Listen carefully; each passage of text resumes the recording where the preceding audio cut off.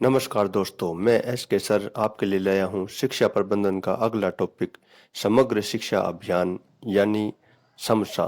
इसके उद्देश्य वे सभी हैं जो एसएसए और रमसा के थे। तो चलिए दोस्तों, आज शुरू करते हैं समग्र शिक्षा अभियान यानी समसा। पहले हमने एसएसए सर्व शिक्षा अभियान पढ़ लिया है, दूसरा रमसा भी पढ़ लिया है, राष्ट्रीय माध्यमिक शिक्षा अभियान। अब है समग्र शिक्षा अभियान, इन सब का एक कंबाइंड अभियान। समग्र शिक्षा अभियान की जो घोषणा है वह 24 मई 2018 को हुई। इसकी घोषणा करने वाले थे तत्कालिक मानव संसाधन विकास मंत्री प्रकाश जावड़ेकर।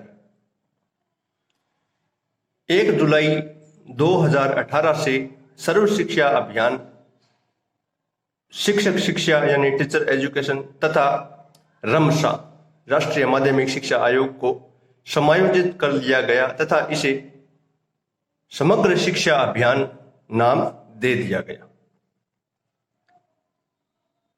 मैंने नीचे लिखा भी है, एसएसए यानी सर्व शिक्षा अभियान प्लस रमसा प्लस टीई यानी टीचर एजुकेशन, इसे समग्र शिक्षा अभियान यानी समसा कर दिया गया है 1 जुलाई 2018 से। समग्र शिक्षा अभियान का जो संचालन है वह मानव संसाधन विकास मंत्रालय द्वारा, इन सब का जो है संचालन मानव संसाधन विकास मंत्रालय द्वारा ही किया जाता है। इसका भी यही करता है। अवधि, इसकी जो अवधि रखी गई वह 1 अप्रैल 2018 से 31 मार्च 2020 तक रखी गई है। और समग्र शिक्षा अभियान का जो नारा रखा गया है वह है सबको शिक्षा अच्छी शिक्षा। बजट, इसमें जो बजट लगाया गया वह था 75,000 करोड़ रुपए। अब अंशदान यानी वित्त पोषण, समग्र शिक्षा अभियान में जो वित्त पोषण रखा गया इसका भी वित्त पोषण केंद्र और राज्य सरकार दोनों के द्वारा किया जाता है, जिस प्रकार से सर्व शिक्षा अभियान में और राष्ट्रीय माध्यमिक शिक्षा अभियान में भी किया जाता रहा है। तो इसमें जो अंशदान दिया जाता है वह किया जाता है वह जम्मू कश्मीर व हिमाचल प्रदेश में 90:10 का है, यानी केंद्र सरकार 90% वहन करेगी और राज्य सरकार 10% वहन करेगी, और यही प्रतिशत पूर्वोत्तर राज्यों में भी लागू है। लेकिन इसको छोड़कर अन्य राज्यों में 40:60 यानी 40% राज्य सरकार और 60% केंद्र सरकार, इसे 60-40 का भी कह सकते हैं। जिस प्रकार से अगर प्रश्न पूछा जाए, अगर केंद्र राज्य अनुपात पूछा जाए तो 60-40 और राज्य केंद्र अनुपात पूछा जाए तो 40 और अनुपात 60। अब हम समग्र शिक्षा अभियान के महत्वपूर्ण तथ्यों के बारे में जानेंगे। इनमें है, यह अभियान जो समसा है वह पूर्व प्राथमिक से 12 तक के लिए केंद्रित होगा, यानी कक्षा पूर्व प्राथमिक से शुरू करके कक्षा 12वीं तक के लिए यह केंद्रित होगा। यह अभियान शिक्षक शिक्षा पाठ्यक्रमों में भी अपने सुझाव व कार्यों को नियोजित करेगा। इसका अर्थ है, जो शिक्षकों द्वारा टीचर एजुकेशन ली जाती है, जैसे बीएड की जाती है, तो उसमें जो यह सम्मिलित होकर यानी ये नियोजित यानी योजनाएं बनाएगा, ये सुझाव व कार्यों की योजनाएं बनाएगा शिक्षक शिक्षा पाठ्यक्रमों में भी। उसका जो पाठ्यक्रम रखा जाता है शिक्षकों के लिए शिक्षण हेतु, उसमें यह कार्यों का नियोजन करेगा। अगला है, शिक्षा विकास में विशेष योगदान करेगा। शिक्षा के विकास में जो है विशेष योगदान रहेगा इसका, और शिक्षा की गुणवत्ता में सुधार एवं उन्नति के प्रयास करेगा। अगला है, पीपीपी मॉडल को विशेष रूप से प्रभावशाली बनाने का प्रयास करेगा। पीपीपी का मतलब है पब्लिक प्राइवेट पार्टनरशिप को विशेष रूप से प्रभावशाली बनाने का प्रयास करेगा। और हाल ही में प्रारंभ नवीनतम योजना स्वामी विवेकानंद मॉडल स्कूल के कार्यों में सहयोग प्रदान करेगा।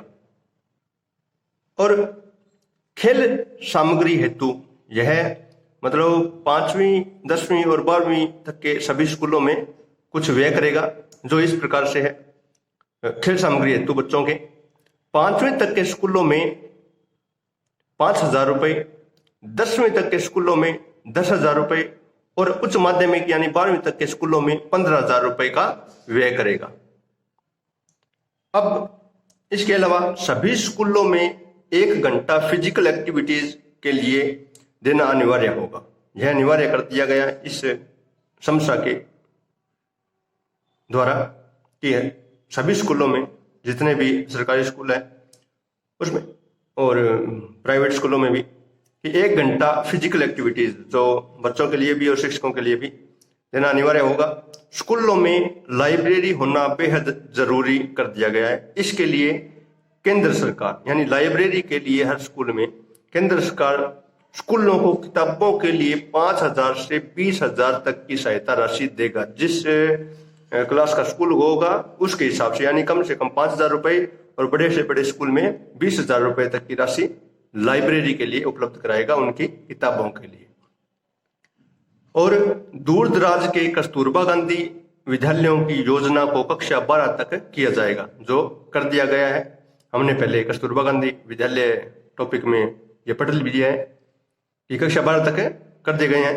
विकलांग विद्यालयों को पढ़ने हेतु विकलांग विद्यार्थियों को पढ़ने हेतु 200 रुपये प्रति माह दिया जाएगा, ये दिया जाता है। कौशल भारत में विद्यार्थियों की भागीदारी सुनिश्चित करने के लिए कक्षा 9 से 12वीं के विद्यार्थियों को वोकेशनल ट्रेनिंग दी जाएगी। ये थे समस्या के महत्वपूर्ण महत्वपूर्ण जो तथ्य। अब पढ़ेंगे समस्या के प्रमुख दायित्व।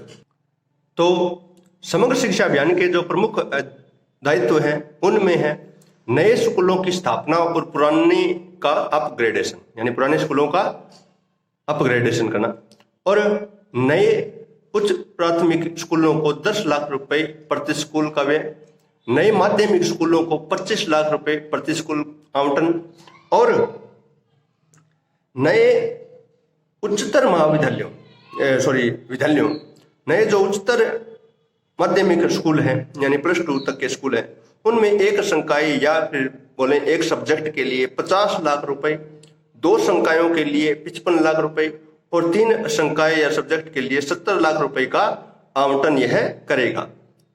और इसके अलावा प्रत्येक अतिरिक्त संकाय के लिए यानी एक सब्जेक्ट के लिए ये रुपए का व्यय करेगा। इसके अलावा अगर अतिरिक्त भी इसमें संकाय है उस विद्यालय में, उसके लिए प्रति वर्ष 15 लाख रुपए का अनुदान करेगा। ये सभी अनुदान है वो प्रति वर्ष के लिए है। और कम आबादी, पहाड़ी क्षेत्र या घने जंगली इलाके व अन्य दुर्गम क्षेत्रों में प्राथमिक, उच्च प्राथमिक, माध्यमिक और उच्च माध्यमिक स्कूल खोलना इसका उत्तरदायित्व है या उसका दायित्व होगा। सुदूर क्षेत्र एवं यानी विरल आबादी, जहां दूर का क्षेत्र हो या सुदूर क्षेत्र एवं विरल आबादी वाले इलाकों में परिवहन की व्यवस्था करना इसका दायित्व है। इसके अलावा है कक्षा 1 से 12वीं तक के बच्चों का मूल्यांकन NCERT के आधार पर होगा। इस पद में ये जो है इस पद में जिले की क्षमता पर 10 से 20 लाख रुपए मिलेंगे। जिले की जितनी क्षमता होगी यानी जितने बच्चे होंगे उनके आधार पर ही यह रुपयों का व्यय मिलेगा इन स्कूलों को। राष्ट्रीय आविष्कार अभियान,